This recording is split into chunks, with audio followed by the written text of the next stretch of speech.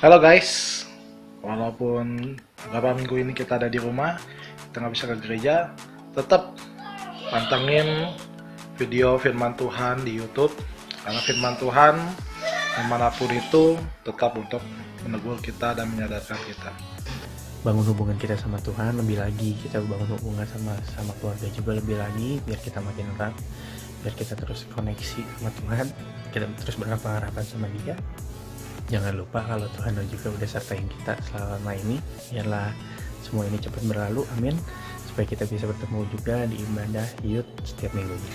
Jadi saya berharap kita tetap dalam lindungan kasih Tuhan. Dan saya berharap meskipun kita ibadah online, kita tetap bisa saling menjaga komunikasi, saling menjaga relasi satu sama lain walaupun melalui media sosial. Walaupun kita di rumah aja, kita mau tetap jalin hubungan sama Tuhan, kita mau berdoa sama Tuhan, tetap minta pertolongan sama Tuhan supaya semuanya bisa sehat-sehat terus, bisa kumpul lagi bareng supaya keadaannya juga bisa lebih membaik. Oke. Berdoa kita terus, walaupun kita juga di rumah juga kita harus tetap berdoa dan terus anjuran Tuhan ya. Jangan males-malesan buat teduh. Ini waktu kita di mana kita harus berdekat lagi sama Tuhan. Dadah. Have a nice day. See you. Tetap semangat. God bless you all.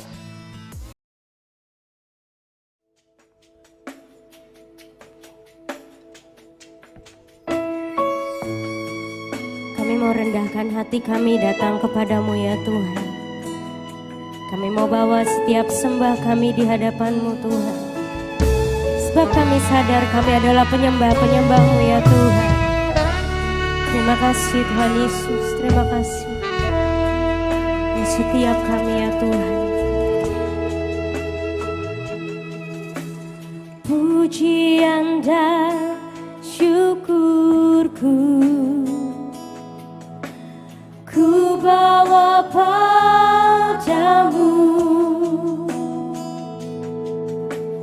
dengan rendah hati ku persembahkan.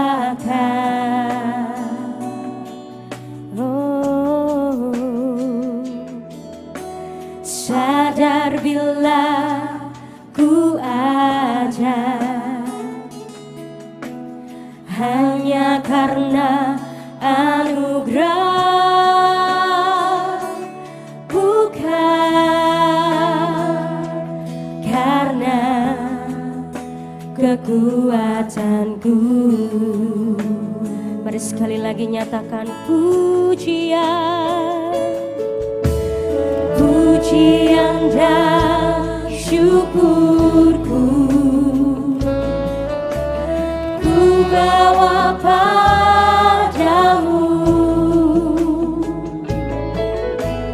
dengan rendah hati ku persembahkan. Kami sadar kami ada karena anugerah-Mu ya Tuhan. Sadar bila ku ada hanya karena anugerah, bukan karena kekuatanku. Ku tahu hidupku, ku tahu hidupku adalah penyembahan. Kau ciptakanku dalam kemuliaan-Mu. Kami tahu hidup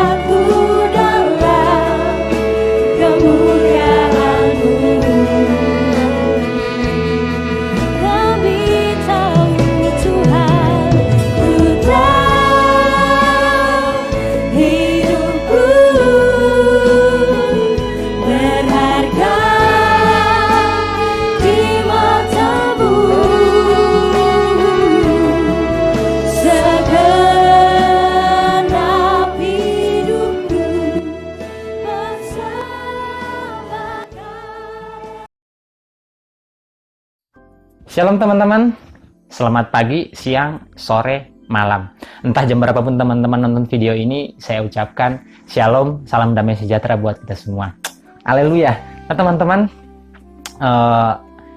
kita sedang gereja online ya, karena 2 minggu terakhir ini kita masih gereja online, sampai ini minggu yang ketiga, karena masih diperpanjang. Nggak tahu sih di daerah lain, tapi khusus di daerah Jawa, khususnya di Bandung, masih diperpanjang gitu. Nah teman-teman, saya mengajak kita untuk melihat, saya nggak akan bahas tentang corona, karena itu bukan porsinya saya, tapi ada hal yang jauh lebih menarik dan lebih penting dibanding itu. Bukan berarti corona yang nggak perlu kita pikirin, karena ini bagian dari kita juga. Nah, tapi teman-teman, ada hal yang jauh lebih penting. Nah mungkin teman-teman yang aktif di media sosial gitu, di Facebook, di Instagram, di Twitter, atau di lain mungkin, sudah sangat familiar dengan hashtag Until Tomorrow dan tantangan diterima gitu. Nah saya sangat tertarik untuk menggabungkan dua hal ini. Nah saat ini juga saya mau sampaikan kepada teman-teman bahwa saya nggak akan sharing panjang lebar karena limitnya hanya 5 menit dikasih. Jadi teman-teman, kita akan persingkat. Jadi langsung saja kita buka di dalam Yesaya pasal 46 ayat 4. Yesaya 46 ayat 4. Firman Tuhan saya akan bacakan dengan cepat. Sampai masa tuamu, aku tetap dia, dan sampai masa putih rambutmu, aku menggendong kamu. Aku telah melakukannya dan mau menanggung kamu terus. Aku memikul kamu dan menyelamatkan kamu. Wow, ini sangat-sangat luar biasa teman-teman. Dulu sebelum saya menjadi Kristen yang benar-benar Kristen, saya lahir di keluarga Kristen. Orang tua saya dari mama saya, dari Toraja Mamasa, papa saya ya Toraja Mamasa juga gitu. Tapi mereka lahir di keluarga Kristen, tapi saya hidup di dalam Kristen yang Kristen, orang bilang Kristen KTP gitu. Sampai pada tahun 2013 bulan 7 tanggal 28 baru saya terima Tuhan Yesus. Nah teman-teman, saya nggak akan bahas tentang latar belakang di dalam ayat ini karena akan memakan waktu.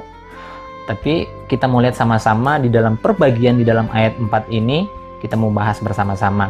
Nah langsung saja saya membacakan di bagian pertama. Sampai masa tuamu, aku tetap dia. Sampai masa tuanya, sampai masa tuamu dan saya, Allah tetap dia yang tidak pernah berubah gitu.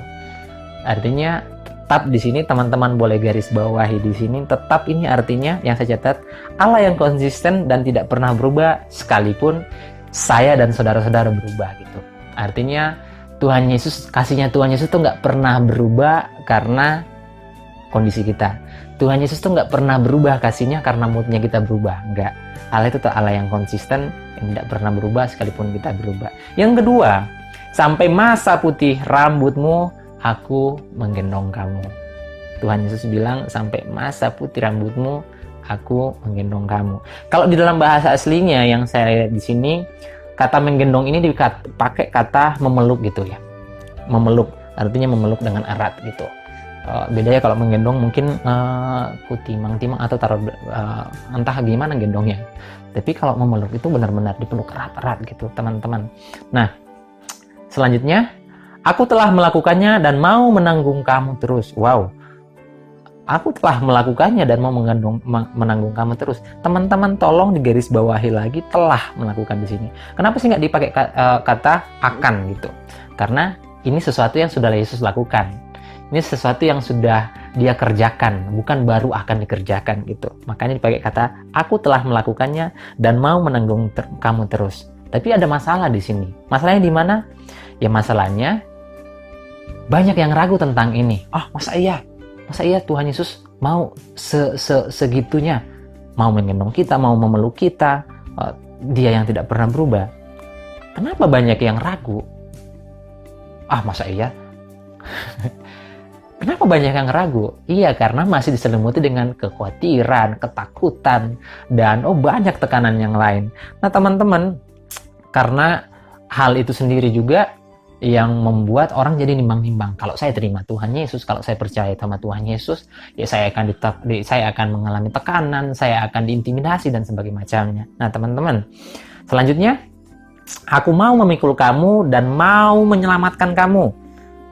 Aku mau memikul kamu dan menyelamatkan kamu. Tuhan Yesus nggak hanya sekedar aku mau memelihara kamu, aku mau menolong kamu, nggak hanya itu, tapi Tuhan Yesus ini memikul segala beban kita dan mau menyelamatkan kita. Ini yang paling penting teman-teman. Ternyata Tuhan Yesus tuh nggak hanya sekedar memberi kita kecukupan, nggak hanya sekedar melindungi dan menjaga kita dari segala mara bahaya atau memberikan segala kecukupan kita dari segala kebutuhan kita, tapi Tuhan Yesus juga mau memikul dosa saya dan saudara-saudara di atas kayu salib, dan sebagai tanda Dia mau berinisiatif untuk menyelamatkan saya dan saudara-saudara. Sesuatu yang luar biasa, bukan? Sesuatu yang Allah kerjakan adalah pekerjaan yang sangat-sangat luar biasa. Yang paling luar biasa karena Tuhan Yesus mau menyelamatkan kita. Dan itu berdasarkan inisiatif atau kemauannya Allah sendiri. Bukan karena dorongan manusia. Waktu Allah turun, itu bukan karena panggilan manusia. Manusia nggak bilang gini, Allah turun dan selamatkan kami. Allah sinilah. Saya pakai bahasa sehari-hari ya. Allah turunlah, selamatkan kami lah. Enggak. Tapi karena inisiatifnya Allah, Dia mau datang menyelamatkan saya dan saudara-saudara. Karena kita nggak punya kapasitas, kita nggak punya jalan lain untuk mencari keselamatan itu. Kita nggak punya tempat lain untuk mencari keselamatan itu. Oleh sebab itu, Allah turun untuk kita, untuk saya dan saudara-saudara. Nah teman-teman, oleh sebab itu saya mengajak teman-teman untuk kembali mensyukuri tentang kasih Allah ini. Kalau mungkin teman-teman sedang di dalam masa-masa yang sulit, ibaratnya gini, saya ngasih ibarat gini, contoh. Ibarat kata kita sedang di dalam perjalanan jauh, sedang meninggalkan Tuhan.